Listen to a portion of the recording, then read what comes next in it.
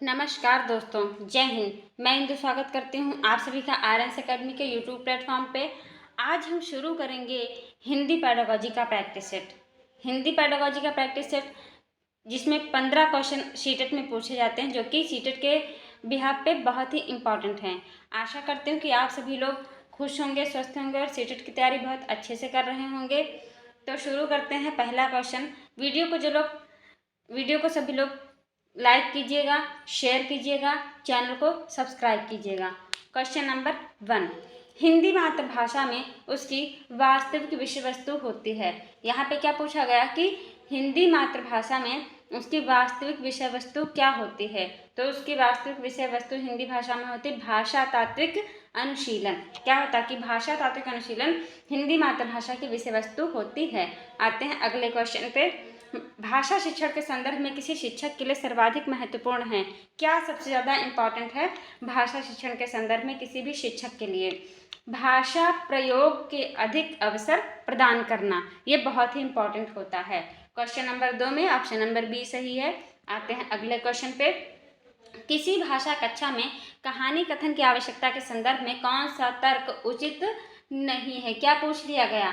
नहीं है। तो ऑप्शन नंबर डी, सभी बच्चों की क्षमता अनुसार कल्पना शक्ति का विकास होता है। यहाँ ये बी नहीं है, थोड़ी सी मिस्टेक है। सभी बच्चों की क्षमता अनुसार कल्पना शक्ति का विकास होता है, ये उचित नहीं है। ठीक है, ऑप्शन नंबर डी बिल्कुल सही। क्वेश्चन नंबर 3 का आते हैं अगले क्वेश्चन पे। अगला क्वेश्चन क्या कहता है कि हिंदी विषय के मूल्यांकन के लिए निबंधात्मक प्रश्न पद्धति की आवश्यकता का मुख्य कारण है कि क्या मुख्य कारण है? छात्रों को मौलिक अभिव्यक्ति का पूर्ण अवसर प्राप्त हो। यह option number C question number 4 का बिल्कुल सही आंसर है। आते हैं अगले क्वेश्चन पे। बच्चों के लेखन कौशल का मूल्यांकन करने के लिए कौन सी विधि बेहतर हो सकती है? अब यहाँ पे लेखन कौशल की बात कही गई कि कौन सी विधि बेहतर हो सकती है लेखन कौशल में।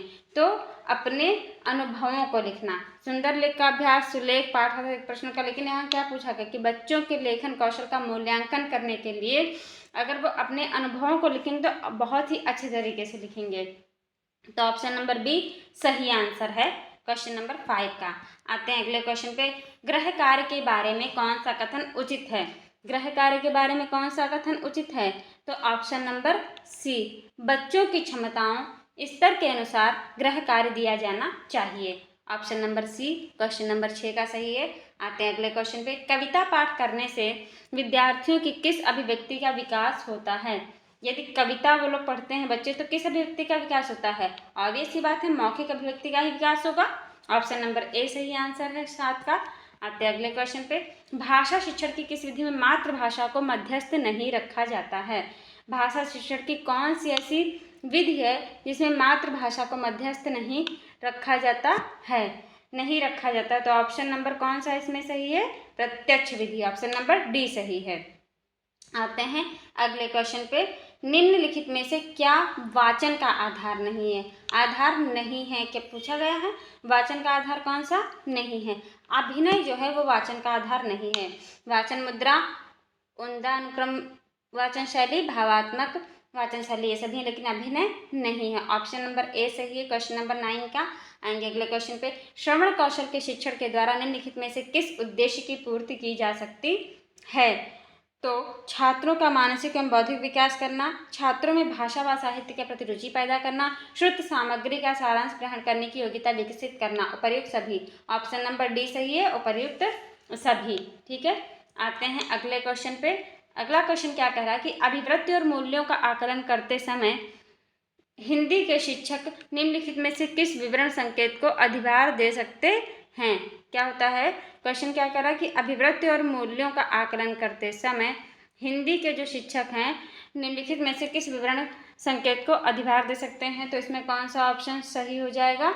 इसमें ऑप्शन सही होगा सी, दूसरे बच्चों के साथ श्रेय की साझेदारी करना। 11 में सी सही है। आएंगे अगले क्वेश्चन को पढ़ेंगे। पाठचर्या सहगामी क्रियाएं जैसे गीत, संवाद, अंताक्षरी, भाषण, वाद विवाद, इसमें क्या सहायक है पूछा गया है। ठीक है, गीत, संवाद, अंताक्षरी, भाषण, वाद विवाद में क्या सहायक है? सहायक होता है भाषा और साहित्य को समझने में। ये जो चीज़ें होती हैं इससे भाषा और साहित्य को समझने में आसानी होती है। आएंगे अगले क्वेश्चन पे। क्वेश्चन नंबर 12 का ए सही है। क्वेश्चन नंबर 13, उच्च प्राथमिक स्तर पर लेखन कौशल के विकास का कौन सा उद्देश्य सबसे कम महत्वपूर्ण है, पूछा गया है। तो ऑप्शन नंबर सी, प्रसिद्ध लेखकों की लेखन शैली की समीक्षा करना, ये सबसे कम महत्वपूर्ण उद्देश्य है। ठीक है, आएंगे अगले क्वेश्चन पे। अगला क्वेश्चन है, बोलना कौशल में सर्वाधिक महत्वपूर्ण है। बोलना कौशल में सबसे ज़्यादा क्या महत्वपूर्ण होता है? तो ऑप्शन नंबर सी, समझ कर बोलना। बोलना कौशल में क्या होता है कि समझ कर बोलना बहुत ही इंपॉर्टेंट होता है किसी भी चीज़ को। आएंगे अगले क्वेश्चन पे। कक्षा 2 का छात्र राम प्रत्येक शब्द को अशुद्ध उच्चारित करता है तथा शिक्षक के प्रयास करने पर वह धीरे धीरे शुद्ध उच्चारण करना सीख जाता है। इससे यह सिद्ध होता है कि राम में प्रारंभिक अवस्था में उच्चारण का दोष होना कारण है। किस चीज़ का कारण है बताइए? ज्ञान का अभाव, अभ्यास का अभाव, भाषा के व्याकरण का अभाव या उचित निर्देशों का अभाव? तो ऑप्शन नंबर ए, ज्ञान का अभाव बिल्कुल सही आंसर है। आएंगे अगले क्वेश्चन पे। पढ़ना सीखने के लिए कौन सा उपकौशल अनिवार्य नहीं है? पढ़ना कौशल के लिए कौन सा उपकौशल अनिवार्य नहीं है? तो वर्णमाला याद करने का कौशल। ऑप्शन नंबर ए सही आंसर है क्वेश्चन नंबर 16 का। आएंगे अगले क्वेश्चन पे। द्विभाषिक बच्चे डैश विकास, सामाजिक सहिष्णुता और डैश चिंता में अपेक्षाकृत बेहतर होते हैं। तो कौन सा ऑप्शन इसमें सही है? ऑप्शन नंबर ए, द्विभाषिक बच्चे संज्ञानात्मक विकास, सामाजिक सहिष्णुता और विस्तृत चिंतन में अपेक्षाकृत बेहतर होते हैं। ऑप्शन नंबर ए 17 नंबर का सही है। आएंगे अगले क्वेश्चन पे। निम्नलिखित में से किसके अभाव में हम पढ़ नहीं सकते? किसके अभाव में नहीं हम पढ़ सकते हैं? तो लिपि से अगर परिचय हमारा नहीं होगा तो हम नहीं पढ़ पाएंगे। ऑप्शन नंबर डी बिल्कुल सही आंसर है क्वेश्चन नंबर 18 का। आएंगे अगले क्वेश्चन पे। भाषा और विचार के संबंधों की चर्चा में अग्रणी है। क्या अग्रणी है? तो वाइगोत्स्की। कौन अग्रणी है भाषा और विचार के संबंधी में चर्चा में? वाइगोत्स्की जी। आएंगे अगले क्वेश्चन पे। क्वेश्चन नंबर 19 का सी सही है। क्वेश्चन नंबर 20 और आखिरी क्वेश्चन पे हम आते हैं।